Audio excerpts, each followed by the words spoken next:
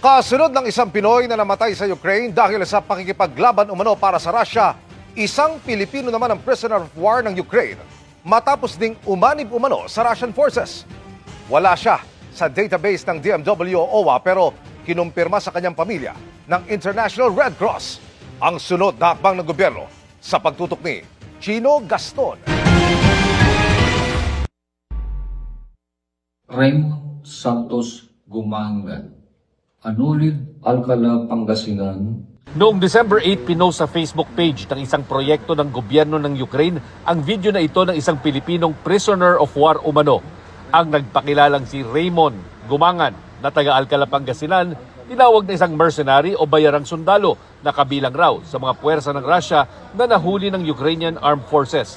Sabi sa post na recruit raw si Raymond ng mga Ruso na nag-aalok ng high-paying job sa Russia.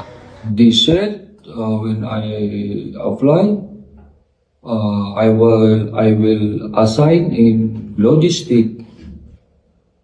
But when I arrived in Russia,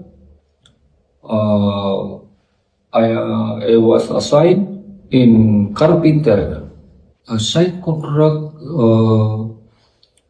they give me 400,000 rubles.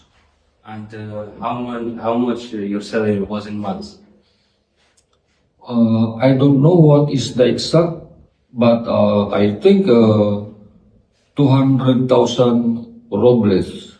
Noong 2024, pumirma raw ito ng kontrata sa Ministry of Defense ng Russia at naging shooter ng 51st Parachute Regiment. Setyembre noong nakarang taon, kasama raw si Raymond sa mga umatake sa Sumy region ng Ukraine at doon ay nahuli. Ang pamilya ni Gumangan sa Pangasinan nakatanggap raw ng liham mula sa International Committee of the Red Cross na kinumpirmang nakakulong nga ito sa Ukraine. Dati po, nung dito po siya, mataba po siya. Nung napanood po namin, payat na po. Halos hindi nila makilala. Ayon sa kanyang pamilya, dating security agent si Gumangan dito sa Pilipinas at nag-apply online bilang logistics personnel.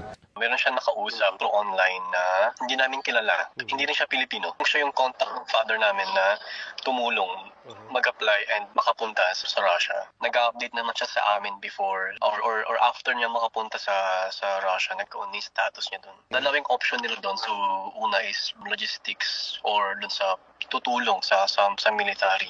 Sa isang mensahe, sinabi ng Department of Migrant Workers na wala si Gumangan sa database ng DMW o OWA.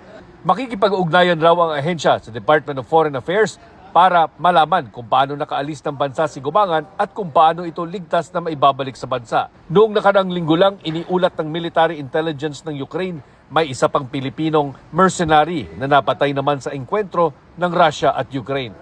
Para sa GMA Integrated News, Chino Gaston, nakatutok, 24 oras.